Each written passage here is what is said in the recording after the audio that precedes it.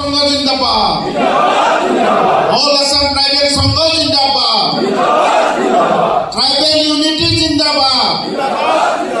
The convention at Keraman Guruttopurno Prastab সদনে গ্ৰহণ কৰিছে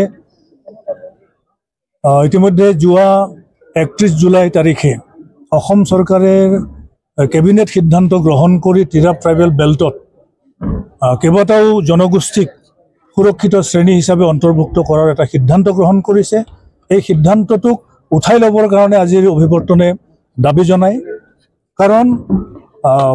জনবহুল আৰু অতিকে আগবঢ়া জনগোষ্ঠীবিলাকক ট্ৰাইবেল বেল্ট ব্লকত সুৰক্ষিত শ্ৰেণী হিচাপে অন্তৰ্ভুক্ত কৰিলে তাৰ ক্ষুদ্ৰ ক্ষুদ্ৰ জনজাতিবিলাকৰ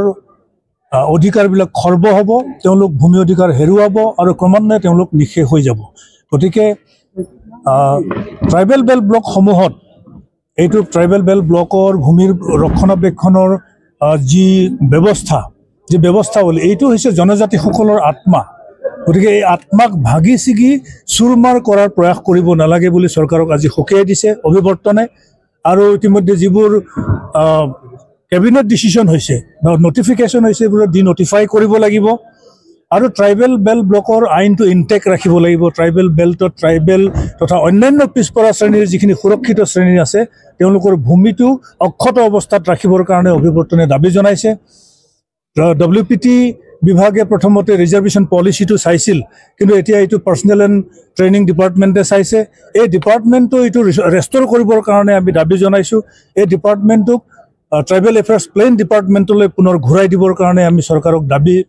দাবী জনাই প্ৰস্তাৱ গ্ৰহণ কৰিছে আজিৰ অভিৱৰ্তনে আৰু ইতিমধ্যে যোৱা 15 আগষ্ট তাৰিখে কাছাৰৰ ধলাই সমষ্টিৰ খাচিয়াপুঞ্জিত ৰোহিংগিয়া মুছলমানসকলে দলবদ্ধভাৱে প্ৰায় 40-45 জনীয়া টিমে মানে দুষ্কৃতিকাৰীয়ে হাতত শাৰ্প ৱেপন লৈ খাচী জয়ন্তীয়া খাচী ট্ৰাইবেলৰ ওপৰত আতৰ্কিতে আক্ৰমণ কৰিছে লেণ্ড গ্ৰেব কৰিবৰ কাৰণে ভূমি হস্তগত কৰিবৰ কাৰণে আৰু 10 জনকে খাচী লোকক তেওঁলোকে জখম কৰিছে ডেডলি ইনজিয়ৰ তেওঁলোক হৈছে গতিকে এই কালপ্ৰিটসকলক অতি শীঘ্ৰে কৰায়ত্ব কৰি কঠোৰতম মানে শাস্তি প্ৰদান কৰিবৰ কাৰণে আমি দাবী জনাইছোঁ আৰু কেইটামান গুৰুত্বপূৰ্ণ প্ৰস্তাৱ প্ৰস্তাৱৰ কপিটো আছে অভিৱৰ্তনে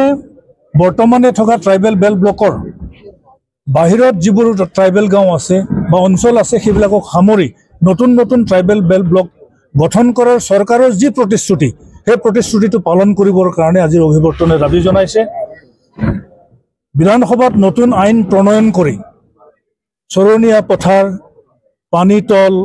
বা প্ৰপ'জড গ্ৰেজিং ৰিজাৰ্ভত যিবিলাক জনজাতি লোক যুগ যুগ ধৰি বসবাস কৰি আছে সেই জনজাতি লোকসকলক পট্টা প্ৰদান কৰিব লাগিব আৰু এটা নতুন লেজিসলেশ্যন প্ৰণয়ন কৰি এই ভূমিবিলাক সুৰক্ষিত কৰিবৰ কাৰণে চৰকাৰক দাবী জনোৱা হৈছে আৰু ট্ৰাইবেল বেল্ট ব্লকত যি মানে এনক্ৰচমেণ্ট আছে এইটো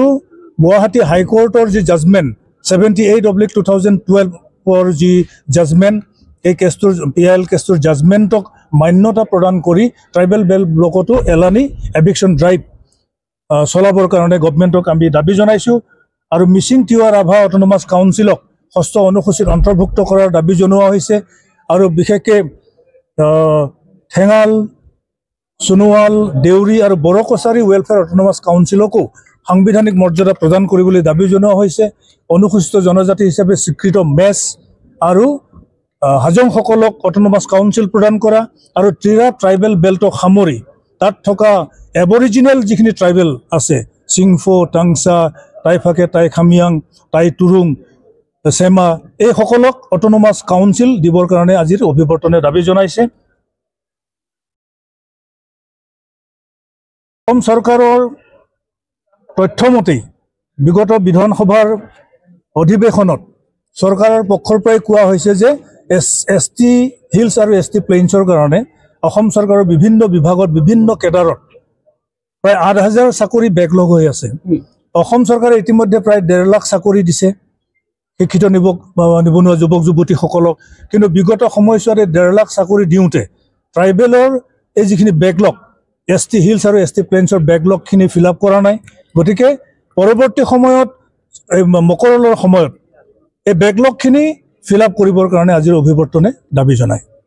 দুটা কথা আপুনি মেনশ্যন কৰিলে সৰুনে কছাৰী আৰু টিৰাপ বেল্টৰ সেই স্পেচিয়েল ৰিজাৰ্ভেশ্যনটোৰ বিষয়ে কি ভাবি মানে সিদ্ধান্ত ল'লে নহয় টিৰাপ ট্ৰাইবেল বেল্ট সম্পৰ্কত আমি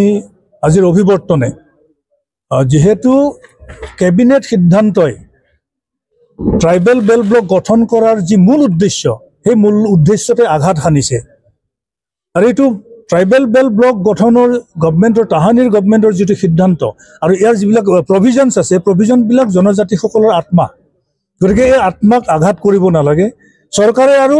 নতুনকৈ সিদ্ধান্ত গ্ৰহণ কৰি ট্ৰাইবেল বেল্ট ব্লকসমূহত সুৰক্ষিত শ্ৰেণী বঢ়োৱাৰ যি পদক্ষেপ গ্ৰহণ কৰিছে এই পদক্ষেপটো তেওঁলোকে প্ৰত্যাহাৰ কৰিব লাগে পৰিহাৰ কৰিব লাগে Stay informed, stay ahead. News Any 365